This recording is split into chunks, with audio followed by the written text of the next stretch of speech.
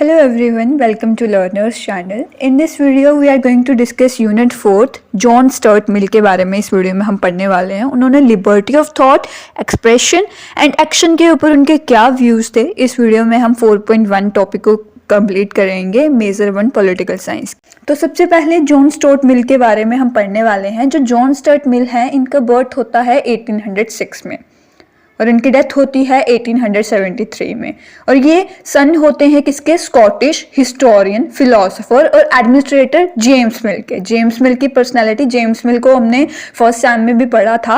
और ये क्या होते हैं? स्कॉटिश होते हैं, हिस्टोरियन होते हैं क्योंकि ये स्कॉटलैंड से होते हैं और इन्होंने हिस्ट्री पढ़ी होती है, फिलोसोफर भी होते हैं और एडमिनिस्ट्रेटर भी होते हैं। तो इनके सन कौन है? जॉन स्टर्ट मिल। और जो हमारे जॉन स्टर्ट मिल हैं, इन्होंने बुक्स लिखी हैं किस किस के ऊपर? लॉजिक के ऊपर, इकोनॉमिक्स के ऊपर, पॉलिटिक्स के ऊपर, फिलॉसफी के ऊपर और वीमेन की इमेंसिपेशन के ऊपर, वीमेन की फ्रीडम के ऊपर। किसने लिखी है? जॉन स्टर्ट मिल ने। और इनकी 3 फेमस बुक हैं हमारी, utilitarianism, essay on liberty and representative government. इनकी 3 फेमस बुक जो हैं वो कौन कौन सी हैं? Utilitarianism, essay on liberty and representative government. और ये जो तीनों बुक्स हैं वो रिलीजन के ऊपर हैं और ऑटोबायोग्राफी के ऊपर है। ऑटोबायोग्राफी अपने बारे में इन्होंने लिखा हुआ है, किसने? जॉन स्टर्ट मिल ने। तो ये हमने इनकी जो इंट्रोडक्शन है वो पढ़ ली कि ये जेम्स मिल के बेटे थे और साथ में इन्होंने किस किस के ऊपर बुक्स लिखी हैं और इनकी मेन जो फेमस 3 बुक्स हैं उनके नाम हमने डिस्क्राइब कर लिए और वो किसके ऊपर है? रिलीजन और ऑटोबायोग्राफी, एसेज के ऊपर। अब बात करते हैं लिबर्टी की डेफिनेशन की। ठीक है, हम इसमें पढ़ने वाले हैं इस वीडियो में liberty of thought, expression and action. सबसे पहले लिबर्टी की डेफिनेशन की बात करते हैं। इन्होंने 2 डिफरेंट डेफिनेशन दी हैं।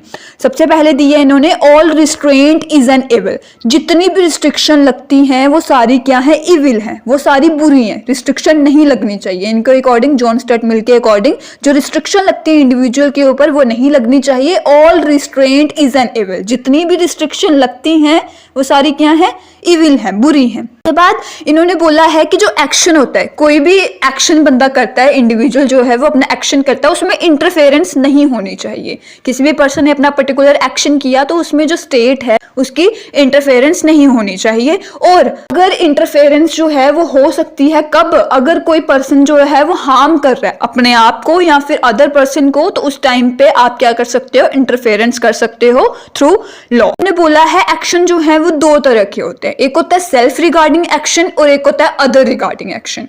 अब देखो नाम से हम इसको डिफाइन करेंगे, सेल्फ रिगार्डिंग और other regarding. Self regarding action वो होता है जो हम अपने लिए कर रहे हैं। अदर रिगार्डिंग क्या होगा? जो हम दूसरों के प्रति एक्शन करते हैं, हमारे एक्शन से किसी और को हार्म हो रहा है, किसी और को भला हो रहा है, वो होता है अदर रिगार्डिंग एक्शन। इसमें हम एग्जाम्पल से बात करेंगे। सबसे पहले ड्रंकनेस। ठीक है, कोई पर्सन जो है वो क्या कर रहा है? शराब पी रहा है, वो सेल्फ रिगार्डिंग एक्शन है। वो तब तक सेल्फ रिगार्डिंग एक्शन है जब तक वो सोसाइटी में डिसऑर्डर नहीं लाएगा, क्रूएलिटी नहीं लाएगा या फिर अपनी फैमिली को निग्लेक्ट नहीं करेगा, तब तक क्या है? वो एक सेल्फ रिगार्डिंग एक्शन है। बट जब वो पर्सन जो है वो सोसाइटी में डिसऑर्डर लाना स्टार्ट कर देता है थ्रू ड्रंकनेस या फिर निग्लेक्ट ऑफ फैमिली स्टार्ट कर देता है, तो वो हो जाएगा अदर रिगार्डिंग एक्शन।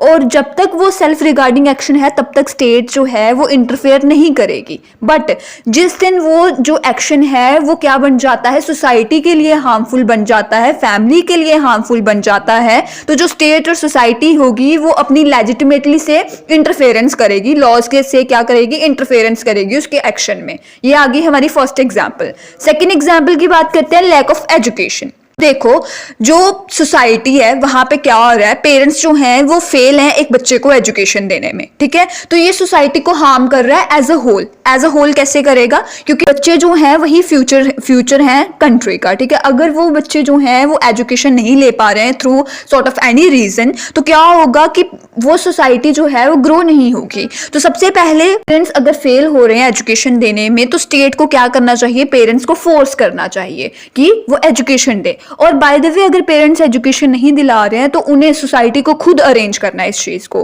तो लैक ऑफ एजुकेशन में भी जो सोसाइटी है वो क्या कर सकती है? लेजिटिमेटली इंटरफेरेंस कर सकती है।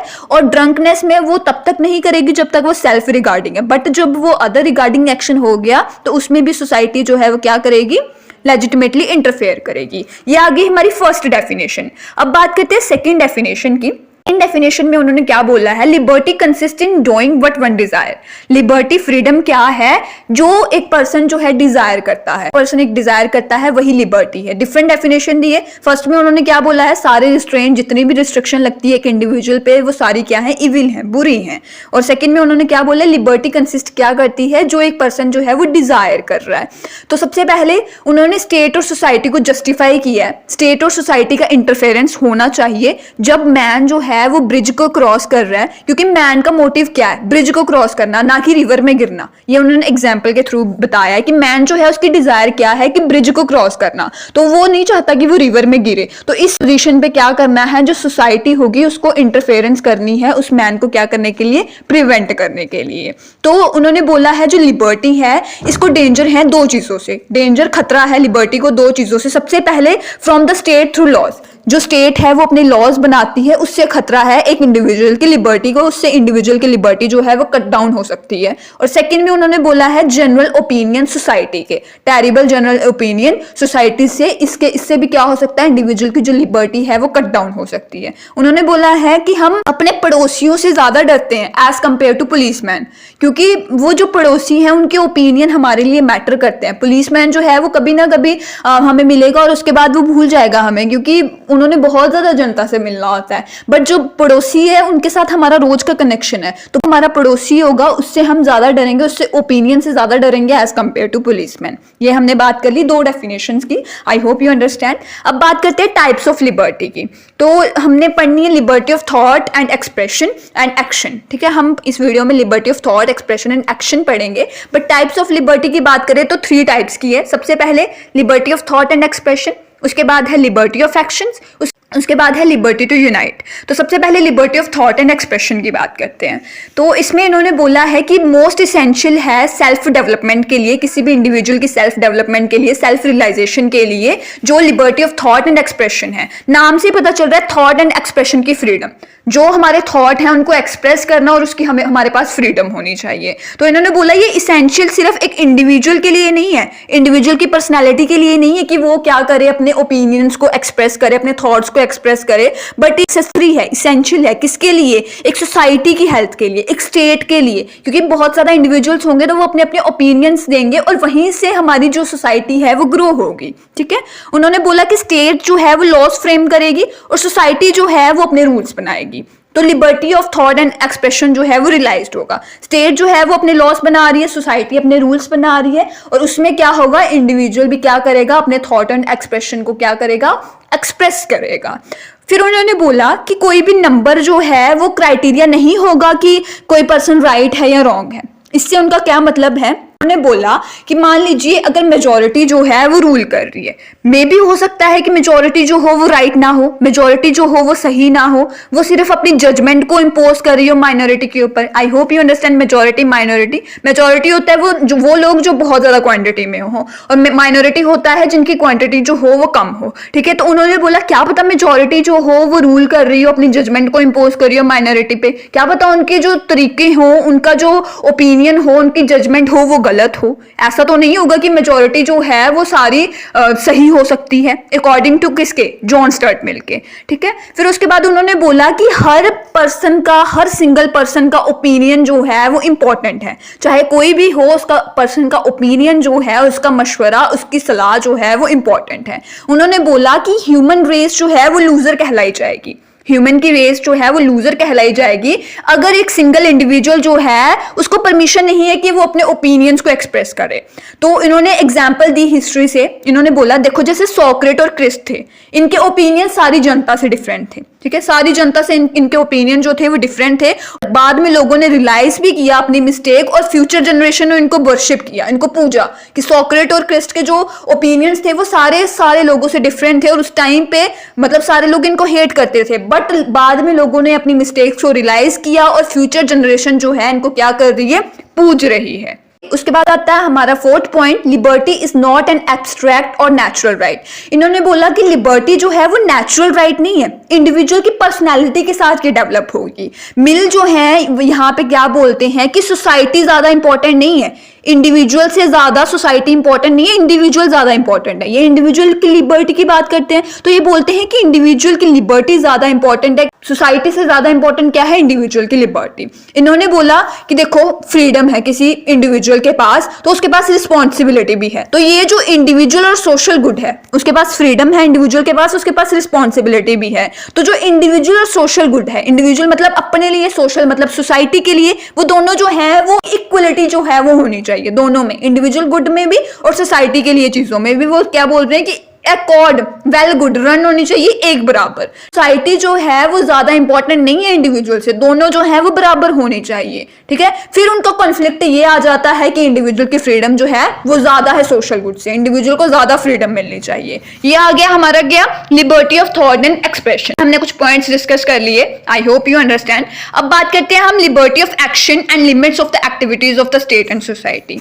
अब इन्होंने बोला एक्शन के ऊपर, ठीक है, और उन एक्शन पे जो एक्टिविटीज पे जो स्टेट की लिमिट्स होंगी, स्टेट जो है वो अपनी इंटरवेंशन करेगी, वो हम डिस्कस करेंगे। तो मैंने आपको बताया स्टार्टिंग में इंडिविजुअल के एक्शन को दो टाइप में डिवाइड किया गया, एक किया गया सेल्फ रिगार्डिंग एक्शन, एक किया गया other regarding action. Self regarding action में जो है वो स्टेट इंटरफेयर नहीं करेगी, क्योंकि वो बंदा जो है वो अपने लिए कर रहा है, कुछ भी कर रहा है, अपने आप को हार्म कर रहा है, तो उसमें जो स्टेट है वो इंटरफेयर नहीं करेगी। बट अदर रिगार्डिंग एक्शन में क्या होगा, लिबर्टी जो है वो पर्सन खुद सोच रहा है, डिजायर कर रहा है कि मुझे ये चीज करनी है, और उस क्या करना है एक्शन, अगर किसी पर्सन दूसरे पर्सन को हार्म कर रहे हैं या फिर उसी पर्सन को हार्म कर रहे हैं, जैसे मैन जो है वो सुसाइड कमिट करना चाहता है, तो उस टाइम पे जो मैन है वो अपनी जिंदगी खुद खत्म कर रहा है, तो उस टाइम पे सोसाइटी जो है वो इंटरफेयर करेगी लेजिटिमेटली। सेल्फ रिगार्डिंग एक्शन में कुछ एक्सेप्शन है। एक्सेप्शन क्या है, सबसे पहले केयर ऑफ चिल्ड्रन।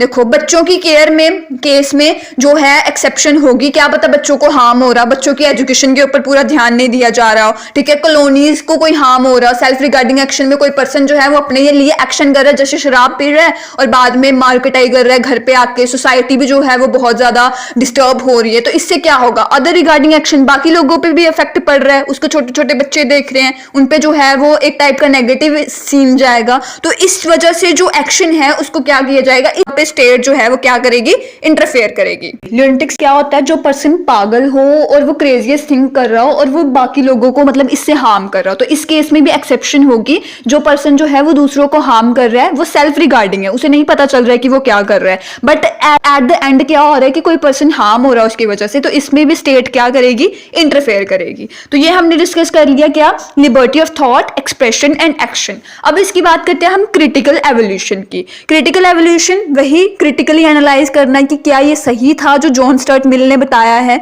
क्या वो उनके अकॉर्डिंग सही था, थॉट, एक्सप्रेशन और एक्शन जो उन्होंने बताए हैं, सेल्फ रिगार्डिंग एक्शन और दूसरे कौन से बताए हैं, अदर रिगार्डिंग एक्शन। सबसे पहले बात करते हैं, इन्होंने कोई भी डेफिनेट लाइन नहीं बताई है सेल्फ रिगार्डिंग और अदर रिगार्डिंग की, कि कौन सा एक्शन जो है वो सेल्फ रिगार्डिंग होगा और कौन सा एक्शन जो है वो अदर रिगार्डिंग होगा। है मिल का जो कंसेप्ट है ना लिबर्टी का, वो बेस्ट है, पॉलिटिकल थॉट की हिस्ट्री में वो बेस्ट है, बट इंडिविजुअल की फ्रीडम को क्लेम करना विद सोशल पीस ये थोड़ा डिफिकल्ट है। मतलब इंडिविजुअल की जो फ्रीडम है, सोसाइटी में अगर इंडिविजुअल जो है वो बहुत ज्यादा उसको फ्रीडम दे दी जाए तो क्या पता सोसाइटी जो है वहां पे पीसफुल नहीं हो सब कुछ। सोसाइटी में क्या होगा, इंडिविजुअल को बहुत ज्यादा फ्रीडम दे दी जाएगी तो सोशली पीसफुल नहीं होगा सब कुछ, इसलिए इंडिविजुअल की थोड़ी फ्रीडम को कर्टल कर दिया जाता है, कम कर दिया जाता है। उसके बाद जो बार्कर है, थॉमस जोन्स बार्कर का नाम आपने सुना होगा, ये भी एक पॉलिटिकल थिंकर थे। इन्होंने क्रिटिसाइज किया है, इन्होंने बोला है कि जो ये जॉन स्टर्ट मिला ना, इन्होंने लिबर्टी के कंसेप्ट अपने से एम्प्टी लिबर्टी, खाली लिबर्टी बता दिए